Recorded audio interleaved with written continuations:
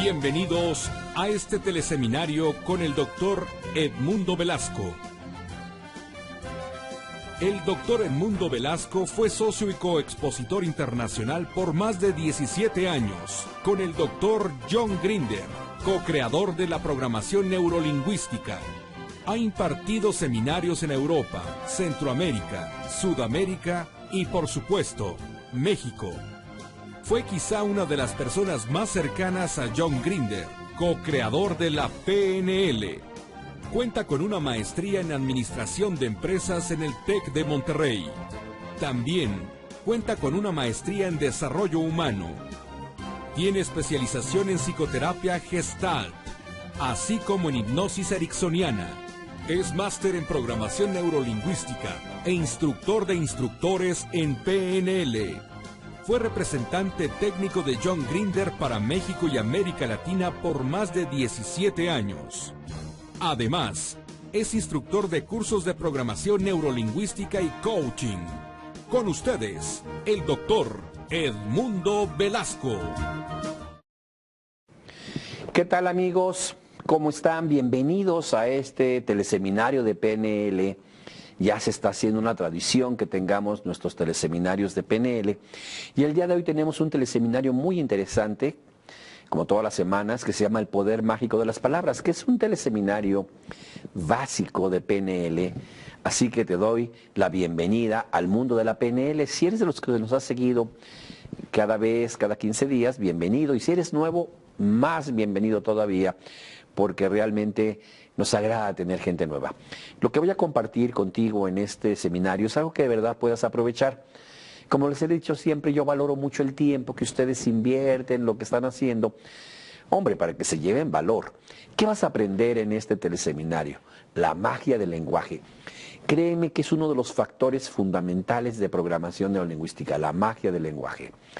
El lenguaje y la programación neurolingüística, y cómo el lenguaje encuadra una experiencia, porque vamos a ver que al final toda experiencia subjetiva humana, o sea, decimos subjetiva en su capacidad de percepción individual, se presenta en el lenguaje. ¿Y cómo podemos eliminar estos virus mentales, estos pensamientos repetitivos con el lenguaje? Y la magia del lenguaje al final es el reencuadre del contexto. Y esos son los temas que te voy a mostrar en este teleseminario. Al final te voy a hacer una promesa, vas a conocer más que el 97% de las personas sobre cómo aplicar en tu vida para bien, para superación, para crecimiento, el poder mágico de las palabras.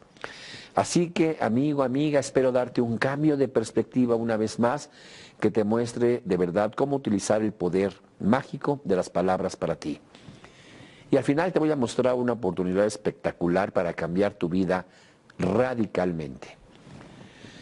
Primero les voy a pedir que por favor me pongan ahí si se está escuchando bien, se está viendo bien, tenemos una buena transmisión, el audio, el sonido, y te sugiero que cierres cualquier otro aspecto de internet.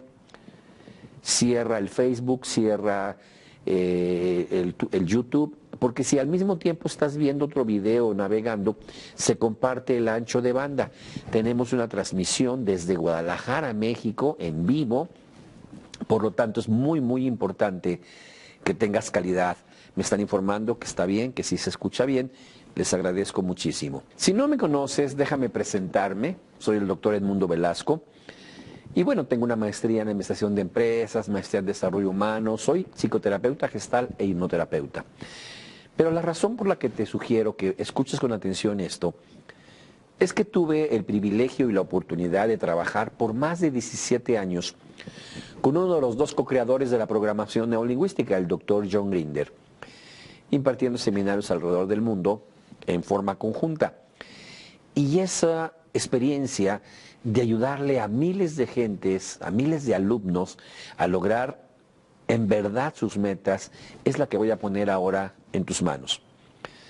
Quisiera que empezáramos con una reflexión y ojalá seas muy honesto. Si alguna vez, y me imagino que sí, has luchado con la duda sobre los pensamientos y las palabras correctas para hacer crecer tu éxito, es decir, te has puesto a pensar, ¿qué estoy pensando?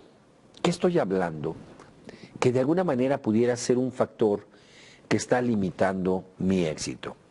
También si alguna vez te has sentido impotente para encontrar las palabras correctas, muchas veces estás discutiendo con un amigo, con tu pareja, una amiga, y estás intentando decir una idea, pero pareciera que las palabras no fluyen. Por el contrario, cuando usamos las palabras pareciera que todo se empeora y la discusión se incrementa. Es que dijiste esto, ¿por qué dices esto? Bueno, no quería decir eso, quería decir esta otra cosa. Y estás luchando con ese proceso. Si has vivido esta experiencia, créeme, este seminario es lo que necesitas.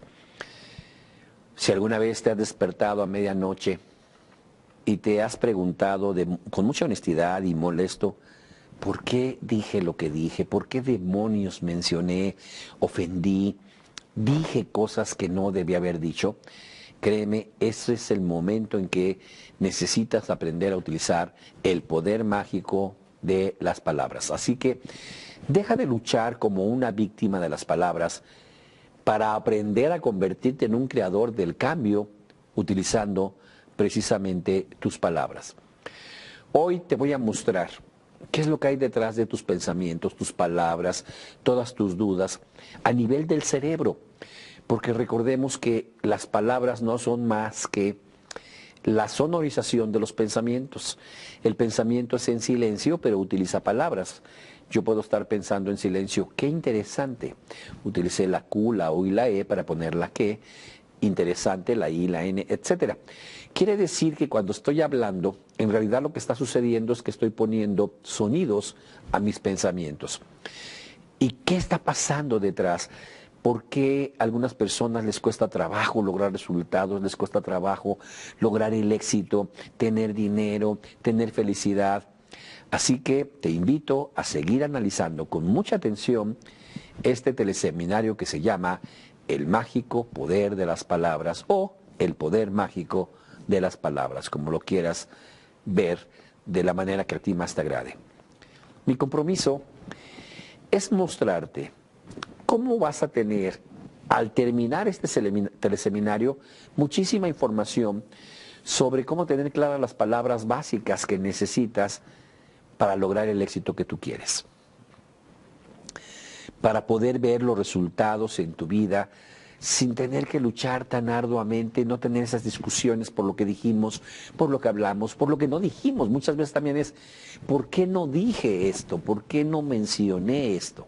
Y espero darte aquí las habilidades críticas necesarias, o sea, lo mínimo necesario para tener el éxito en cualquier actividad y en cualquier lugar, utilizando de una manera mucho más adecuada tu comunicación verbal. Una de las preguntas con las que quiero comenzar para que se den una reflexión profunda y un choque importante, pues recuerden las palabras de Hitler. Adolfo Hitler, movió un pueblo y lo llevó a una circunstancia muy difícil, al principio inclusive muy opresora y después con mucho dolor para el pueblo alemán. ¿Qué poder tenía en sus palabras este hombre? Actualmente vemos cómo hay muchísimo terrorismo manejado en las palabras de gente como Osama Bin Laden, que hace que personas crean tanto en sus palabras que estén dispuestos a morir estrellando un avión. Y todo esto genera una inquietud. ¡Wow! ¿Qué poder tiene una persona para poder influenciar profundamente a alguien? Y ese es el tema sobre el que quiero trabajar. Déjame decirte algo, no te preocupe que estés escuchando a un líder o a un político o a una persona cuyas intenciones pueden ser malas para ti. Cuando Hitler o bien Osama Bin Laden o todas las personas que han movido individuos a hacer cosas muy lamentables, lo que pasa es que es una manifestación, esa circunstancia es una manifestación de un estado de conciencia. Mi estado interior, mi estado de conciencia, lo manifiesto en palabras. Sin embargo, y eso es muy importante, si surge alguien que dice algo violento, si surge alguien que dice algo de incitar a la violencia, al saqueo, a hacer cosas malas, eso es una manifestación en palabras del odio, del coraje o del miedo que tienen hacia ellos mismos. Cuando alguien dice vamos a golpear, vamos a atacar, lo vemos ahora inclusive en los deportes, el público, las porras, las barras deportivas, cómo empiezan a ser sumamente violentas, motivadas, arengadas por alguien. Es porque esas personas que están hablando eso, fíjate bien lo que te estoy diciendo, están reflejando el grado de odio, de miedo o de molestia que tienen con ellos mismos. El problema es que si hay otras personas que también están en la misma circunstancia de molestia con ellos mismos, de odio con ellos mismos, de coraje con ellos mismos, se convierten en seguidores. O sea, si una persona con mucho coraje, con mucho odio, empieza a hablar de odio, empieza a hablar de violencia, y la persona que está enfrente está viviendo lo mismo, tiene el mismo estado de conciencia, de coraje, de odio, de molestia, ¡wow! Ese es el momento en que se pueden convertir en sus seguidores. Las personas que viven del miedo, que tienen un temor muy fuerte, suelen ser muy crueles. Alemania había perdido la Primera Guerra Mundial, los habían pues castigado de alguna manera, limitado económicamente, había un bloqueo de armamento económico por haber iniciado este asunto de la Primera Guerra Mundial. Y ellos tenían mucho miedo, el pueblo alemán tenía mucho miedo, pues de que las cosas no fueran bien, de que la situación empeorara, de que siguieran siendo juzgados, dominados, limitados, así como con la bota en el cuello decimos, por otros países. En ese momento surge una persona como Hitler con un profundo coraje contra él mismo y eso está pasando, y con un profundo miedo, y eso está pasando también en la gente que tiene un coraje por cómo está y tiene miedo, se convierten en seguidores a muerte, a muerte. Así que la manera como hablas, amigo, amiga, en un momento dado de tu vida, determina cómo te vas a comportar.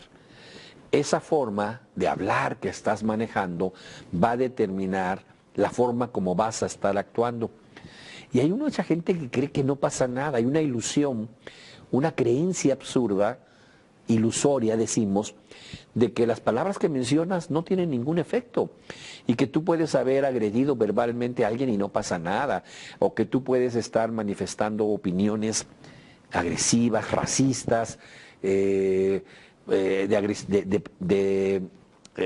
humillación hacia alguien, peyorativas hacia alguien, y no pasa nada, ¿eh? Esa es la ilusión que tiene la mayor parte de la gente, que esas palabras no van a tener efecto. Miren, en la propia Biblia parece que el verbo es acción, que las palabras son verbo. Es decir, el verbo es acción en el sentido de que todo lo que está ocurriendo en la oración con acción es verbo. Correr es un verbo porque está corriendo, caminar es un verbo porque está caminando. Y en la Biblia se dice que esa acción, ese verbo, son las palabras. De hecho, la frase es, la palabra es verbo. Lo que dices se convierte en acción. De manera que esa ilusión de que no hay ningún efecto de tus palabras y de tus pensamientos es lo más absurdo. Si algo está pasando en tu vida, no es más que consecuencia de los pensamientos y las palabras que has estado expresando sobre ese asunto que no puedes cambiar. Y peor aún, cuando tienes la creencia de que lo que te han dicho, lo que escuchas, la crisis, los problemas, tú no vales, tú no sirves, no afectan tu vida. Esas palabras no te han hecho ningún daño. Piensa en tus maestros, piensa en tus familiares, piensa en tus padres, tus tíos, esa gente que te pudo haber, sin querer, inconscientemente, hecho un daño muy fuerte. De hecho, fíjate que eso genera lo que llamamos los proyectos inconscientes. Los proyectos inconscientes se dan mucho cuando al final de la vida de una persona, ustedes lo saben, es muy común al final de la vida de una persona, cuando está agonizando, digamos, despedirse de sus seres queridos, hablar con ellos, darles algún mensaje. Y así vemos que está el moribundo y está la familia alrededor hablando con él. Esa persona probablemente no cumplió proyectos. Esa persona probablemente no logró hacer algunos proyectos de vida que quería. Y estando en ese momento le pide a otras personas que cumplan ese proyecto.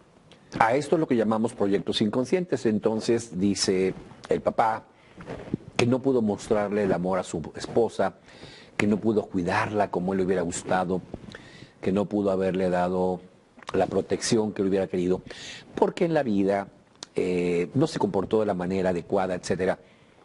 Hijo, te encargo a tu madre, cuídala, ámala, respétala, dale lo que yo no pude darle. Ese momento es muy fuerte y normalmente el ser humano, sí, papá, no te preocupes, vete tranquilo, yo voy a velar por mi madre, pero ese proyecto no era de él. Que no es que esté peleado con cuidar a su madre, sino que ahí puede tomar un proyecto que no son de él y que va a hacer un cambio radical en su vida. Imagínate un amigo que está en la guerra y le dan unos disparos, está agonizando y le dice al soldado o al compañero, dile a mis hijos que los amo, visita a mi esposa y dile que la quiero, cuida de que tengan lo que necesitan. Y la otra persona que está ahí en ese momento, sí, no te preocupes, yo iré a decirles, te encargo a mi familia. Híjole, esto genera un proyecto muy fuerte porque es un compromiso muy importante. No todos estos proyectos son malos, probablemente algunos los haremos con gusto, los haremos con muchísimo gusto. Recientemente premiaron las películas más exitosas en la Academia de Hollywood y bueno, Los Miserables gana una serie de premios, pero si ves la obra de Víctor Hugo, esta mujer que está moribunda y le encarga al hombre que había sido un prófugo, que era un hombre que había salido de la prisión y ahora era un político prominente, te encargo a mi hija, cuida a mi hija, y él toma ese proyecto y va por la niña, por Cosette, y la cría como su propia hija, la desarrolla, y ahí es algo loable y es algo bueno. Sin embargo, no todos los proyectos inconscientes que tomamos son de ese tipo. Muchas veces esos proyectos son contrarios a lo que hubiéramos querido hacer. Tú tenías planeado un viaje, tú tenías planeado salir del país y el momento del padre que le dice te encargo a tu mamá, eso pone en crisis la posibilidad de hacer ese viaje, porque ese viaje significa no cuidar a la mamá como se lo prometió al papá. Y esto puede ser muy fuerte y se llaman proyectos inconscientes, que créeme, gobiernan tus vidas de una manera impresionante. Cuando decimos que, bueno, no lo decimos nosotros, sino lo escuchamos en la Biblia, pero lo comenta la gente, a mí me lo han comentado en reuniones. Los pecados de los padres se pagan hasta la tercera y la cuarta generación. Hay una cita ahí en la Biblia donde dice que los pecados de los padres los pagarán los hijos hasta la tercera y cuarta generación. No es que sea que ellos van a tener que ser los penitentes o los que van a pagar la penitencia del pecado. Fíjate bien en esto. Pero si papá fue una persona amargada y sus programas inconscientes fueron de amargura, sí le va a transmitir al hijo la forma de pensar de la vida amarga. Y ese hijo a su vez al nieto le transmitirá el mismo proceso. Por eso estos programas inconscientes se pueden generar hasta la tercera o cuarta generación, porque a su vez el tataranieto recibirá los programas de amargura que tenía el tatarabuelo. Y esto va a hacer que la persona capture no el pecado en el sentido estricto del padre o del abuelo o del tatarabuelo, sino la programación. Estos que llaman programas inconscientes. Yo le llamo verdaderos códigos, pero son Como una caja de seguridad, una computadora tiene un código de acceso, eso se generan unos códigos de programación mental que limitan la posibilidad del desarrollo de una persona porque está codificado su pensamiento, codificado su situación, codificado su proyecto de vida, ya está encajonado el proyecto de vida. Y cuando me preguntan, esos códigos que hemos llevado a través de la vida, ¿cuándo se hicieron? ¿Cómo se generan? Se generan todos los días, amigo, amiga, a través de lo que piensas y a través de lo que hablas y lo transmites a tus hijos, que a su vez lo transmitirán a tus nietos, que a su vez lo pasarán a los tataranietos. Lleva mucho tiempo descodificar, quitar el código. Es un proceso no muy sencillo. Todo lo que hablas, por ejemplo, si el abuelo era una persona que decía no sirvo, no puedo, yo no valgo, y esto lo escuchó el hijo repetitivamente, o sea, en este caso mi padre va a tener ese código fuertemente instalado. No es fácil, no cualquiera sirve para todo, le puede dar algún matiz, le puede dar algún cambio, no todo se puede hacer. Yo valgo, pero no lo que yo creo que valgo. Y entonces, a su vez, los pasará al nieto, que dirá, pues sí, yo soy una persona que no soy bueno para el fútbol, no sirvo para tocar la guitarra, no sirvo para cocinar, no sirvo para los deportes, etcétera. Y va haciendo programas que no eran de él, pero ya están instalados los códigos. Son muy poderosos. Con el poder mágico de las palabras que maneja PNL, vas a iniciar, es la forma de iniciar a quitar esos códigos, que es precisamente lo que llamamos la descodificación de tu mente. Siempre que hemos trabajado en coaching, algunas personas hablan de, es que debo de, tengo que, digamos, se le llaman cuantificadores universales, debo de, tengo que, y cuando haces un poquito de exploración, ¿quién te está diciendo esa voz de debes de, tienes que? Es el padre, el abuelo, el tatarabuelo, el que está hablando y que está codificado en la mente de la persona. Y fíjate, a veces el nieto no conoció al tataranieto, pero sí conoció al abuelo o sí conoció al padre. Y entonces ahí es donde se codificó la información. Hay que cambiarla por yo valgo, yo puedo, yo sirvo, hacer un código nuevo. Es de lo más sencillo. Sin embargo, es lo que menos hace la gente y por lo tanto lo que no se hace es muy complicado. Si me preguntan, ¿es fácil o es difícil? Realmente es sencillo. Pero lo que no se hace, porque no se hace, es muy complicado. Nuestros estudiantes son muy conscientes de esta parte y toman muchísima conciencia, los estudiantes de PNL, de cómo hablaban antes y cómo hablan después, de integrar estos conocimientos de la programación neurolingüística. Fíjate bien, es una programación, códigos, en la mente, en las neuronas, a través de la lingüística. Por eso se llama programación neurolingüística. ¡Guau! Nada más así de simple. Programas códigos en tus neuronas a través de la lingüística. No vas a poder encontrar afuera las respuestas por más que las busques. No vas a poder encontrar fuera de ti la forma de hacer los cambios. ¿Y por qué no?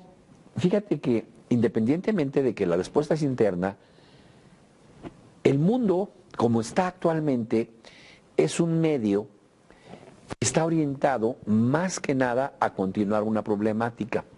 La crisis, las situaciones financieras, la recesión, la agresividad que ves cuando vas manejando, se te cierra el auto. No es un mundo, desgraciadamente, en su mayor parte, aunque hay cosas hermosas y vale la pena verlas, no es un mundo amable, digamos, que facilite. Y bueno, como la programación, esos códigos neuronales en la mente se hace a través de la lingüística, déjame decirte que hablamos más o menos con nosotros mismos entre 10 a 14 horas al día. Significa que de 10 a 14 horas estás colocando códigos.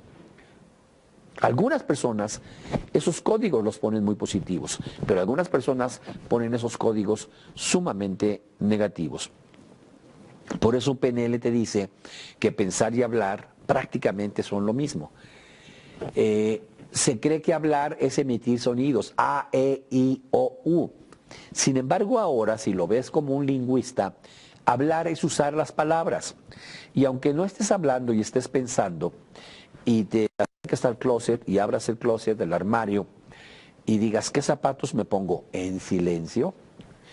Bueno, pues usaste la palabra ¿qué zapatos me pongo? La frase, ¿qué es la palabra qué? La palabra zapatos, me pongo.